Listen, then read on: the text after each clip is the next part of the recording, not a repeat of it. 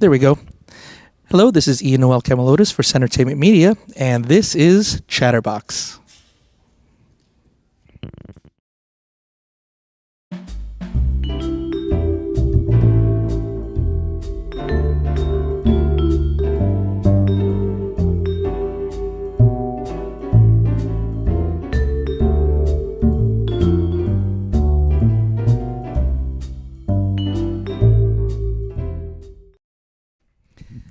Hello, this is Ian Noel Camilotes for Entertainment Media, and I'm here with Zeno Robinson, voice actor in video games and anime and cartoons. So thank you Hi. for being here. Hello. Thank you for having me.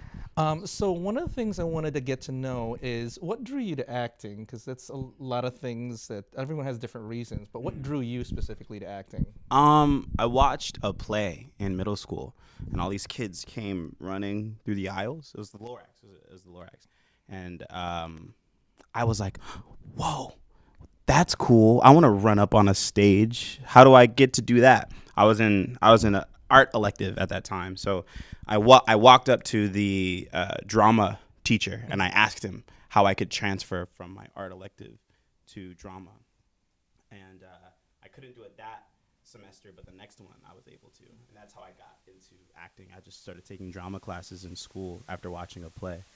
And that was the question, right? How to Yes. acting. Yeah. That was how I just I saw a play and I got inspired and it looked fun. So then how did it transition from acting to voice acting, which is what you do now? Yeah, I took this actually in middle school. I took this program at this institution called All About Kids, and they introduced me to, well, they had this program where I could audition for like a bunch of agents, and then so I did, and then the agent who signed me sent me my first voiceover audition, which was for Ben 10 Alien Force, which at the time was called Ben 10 Hero Generation, and then I booked that job, and then that was Alan I played Alan, and that was my first ever voiceover role. That was what I was talking about with Alexis. What they hand delivered the script to me and everything. It was really cool. Kind of like an honor, because it's like, yeah, we want to give you the script. Yeah, it was like crazy. I felt like a celebrity. It was like they sent a guy just to give me my script that I was going to be acting on for Cartoon Network, of course. And I was a kid, so I knew what Cartoon Network was. So it was like really, really cool. But yeah, I guess that's how that transitioned into voice acting. I signed with my agent, and then that's when I learned what voice acting kind of was. Okay. So since you go across different genres when it comes to animation, and I know I've heard from a lot of different voice actors in terms of just having to deal with mouth flaps and trying to get inspiration, but what are some other differences between anime dubbing versus American animation voice acting? I guess if you want to take out like the technical stuff, right, performance-wise, American animation is often animated to the actor's performance, right? So and we don't have that luxury in dubbing. We're matching an already either established performance or established animation. So that sets our tone and our pace and how we perform something. I think like the key to like really great nuanced dubbing is being able to blend, like Jeremy Lee does it so well, like being able to like sound like it's a prelay in all of her reads. It's actually infuriatingly brilliant. That's like the bar, right? For me, is like making an anime sound like I've prelayed it, you know? But yeah, that's like the biggest difference. It's just like tone and pacing. In American animation, you establish it, and in dubbing, like they establish it, and you have to match it and also like mix in your own artistic performance. Okay. Well, with all the different vast roles that you've had, what are some of the ones that you're most proud of? Because I know some of the ones you got from Street Fighter DJ, you've got Hawks from My Hero Academia, but which ones are you most proud of and why? I'm very, very proud of my work as Fogato in Fire Emblem. I think like a lot of my work in that, like usually I sit and I watch my work and I hate it, right? Or I'll judge it, right? Or I'll be like, oh, like I could have done that better, or like I could have done that better. Like, oh, why'd they do that take? But a lot of times with the Fogato, I'm like always pleasantly surprised, and that's how I know that I did a good job. I go, oh, that was pretty good. Oh wow, I don't even remember I did that. That was pretty good. So like Fogato, I'm really, really proud of. I'm very proud of Vanitas, I think, because that was just really, really fun. And I think we were able to take like a show that might have faded into obscurity. And because our dub was so fun, we kind of sort of made it like one of, at least for me, like one of my most sort of popular characters that people know me for. And that was also like through promotion and things like that, and people watching and word of mouth.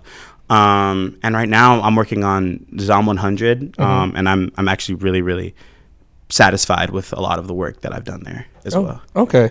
Do you bring a lot of some of the physical acting experience to your voice acting? Yeah. Whenever you do these roles? I feel like it just adds a layer of nuance and believability and truth I am physically invested in whatever's going on. So if I'm punching, I'm really punching, or if I'm panting, I'm really panting. Sometimes I have to like do some jogging in the booth to like make it more realistic and things like that. I'm always trying to make it as real and grounded as possible. So I have to put my body through the same thing as well. Okay. Well, how do you prepare then for a role, for any kind of role? What are some of the voice attributes that you have to think about? What are some of the things you think about for each character? Most often, if it's like a dubbing thing, I'll watch the original. I'll watch the original sub, and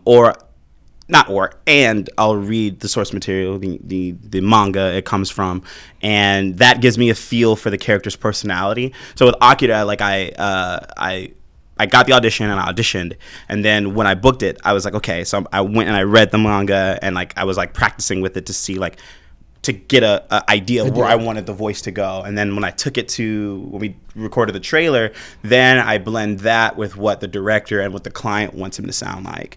And with other projects, sometimes they give me an image or sometimes they don't, but I have to create what the character looks like in my head if there's no image. And so like I use that to base mixed in with like the dialogue and everything, you know, and the bio and what they want them to personality, what they want them to be like. I merge those things and I try to like present what I think this character should be.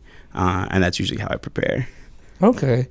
One last question I wanted to ask, and I love asking this question from a lot of the people I interview, is for anyone who wants to get into the industry, especially for voice acting and acting in general, what advice do you have for anyone that wants to just get started or get into it? I just say fight for yourself. Like I always say, fight for yourself and remember why you started. Remember remember that you love it, because that's going to carry you through like a lot of the disappointment or a lot of the like not getting cast as your dream role. You know, like you have to return to like why you started in the first place, and then like just keep fighting for yourself, whether that's like putting yourself in classes or chasing down like opportunities and asking for opportunities until they start realizing that you're worth giving it to. You know? Okay, well, thank you so much for taking the time to speak with us. Thank you. This is Ian Camilotes for Centertainment Media.